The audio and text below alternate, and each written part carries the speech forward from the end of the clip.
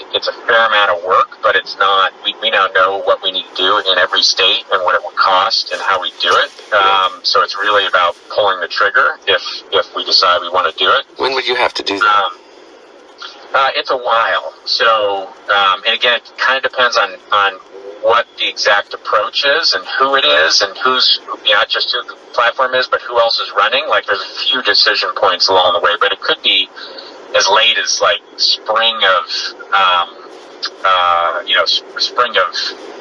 2000. What would be the latest? Well, my question is, would you have to make that decision to pull the trigger of being on the ballot before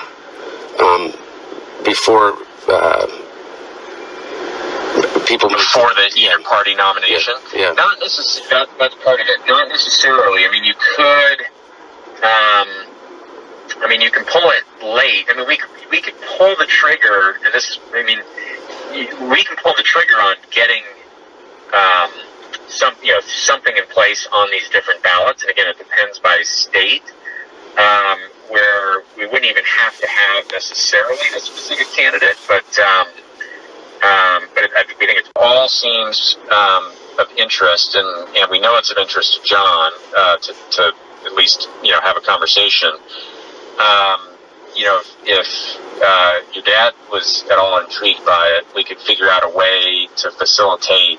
I could fly John out, and it could just be an off the record, face to face. It could be if that's not of interest, we could get a couple of political advisors together to talk about it. Like, there's different ways to approach it depending on if you had any interest. Yeah. Well, look, I think that number one, that it's going to be. This is all me, not him. Okay. Yeah. I think that it's going to be very difficult for him not to run. Because I think that whether it's the party or whether it's people like you, to tell you the truth, Greg, the overall objective here is to stop not only Donald Trump, but to stem the tide of what Donald Trump represents in the political process for the future of this country, which to me is way more dangerous than I ever thought that it possibly could be. And my concern is, I kind of dropped out of this I'm tired of this shit. But I think it's kind of almost unpatriotic not to be back into it, particularly related to my relationship with somebody that actually could change it.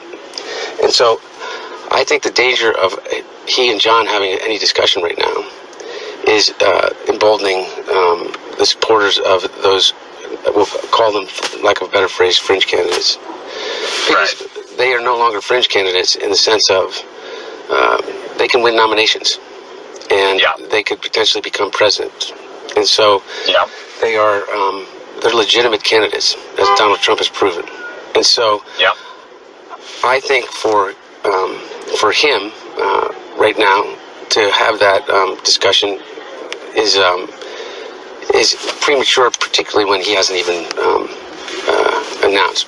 But between you and me, but I don't think any secret, my dad's entire career has been about fulfilling the service that you're asked to fulfill, based upon the way that you lived your life in terms of doing that, getting up and doing what needs to be done.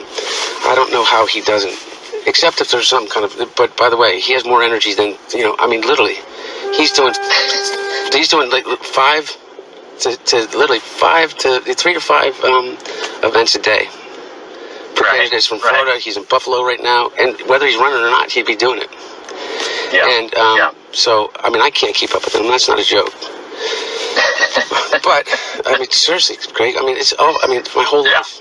It just is so demoralizing because I'm in good shape, man. I swear. Right. Well, these guys there's certain. We know there's certain. They're just sort of born to be politicians, and they get energy off of it. It's not draining. Obviously it gets draining at some point, but it's more of an energizer than a drainer. Yeah. No, you're right. anyway, regardless of all that issue, I think that he proves to people that that's not an issue. But I think that obviously, if you're able to do this in the traditional way, I think that the entire, there's a nonpartisan or even a partisan but moderate coalition that forms that allows him to win it all. That's my opinion.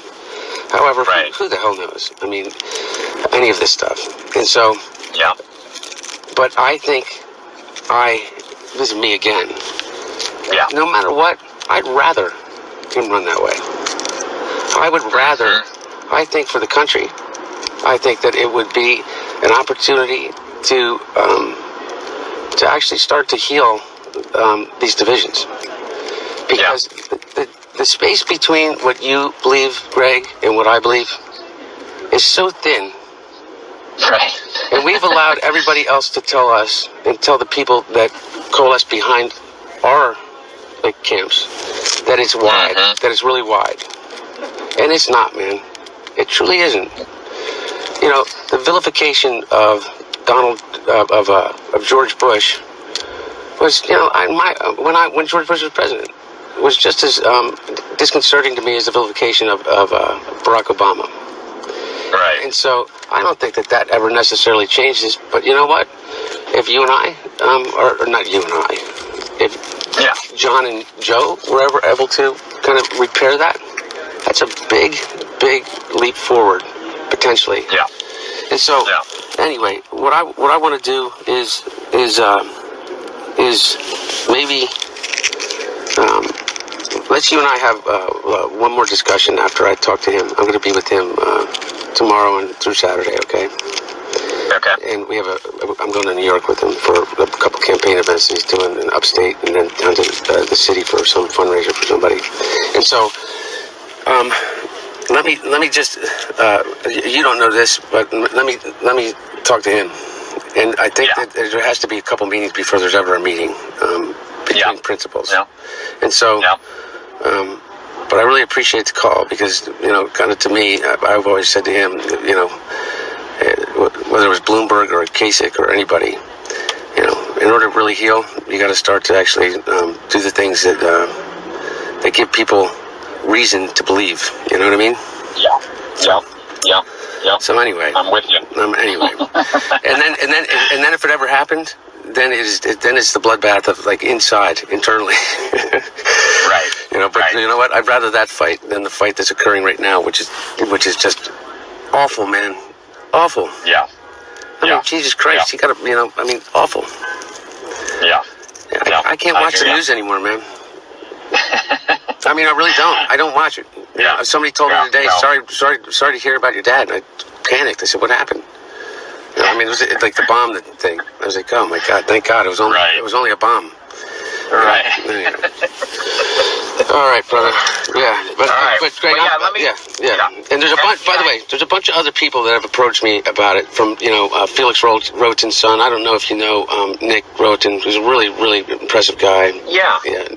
Nick has been very involved in this, and so anyway, I'm not getting ahead of myself, but I'm just saying to you, there's a number of other people of your stature that are, meaning they can really actually affect change in this country, that I think that you'd also like to meet it if you haven't already. So anyway, buddy, I appreciate the call. Let me call you back tomorrow, okay, after I talk to him. Okay. Tomorrow late evening or afternoon, okay?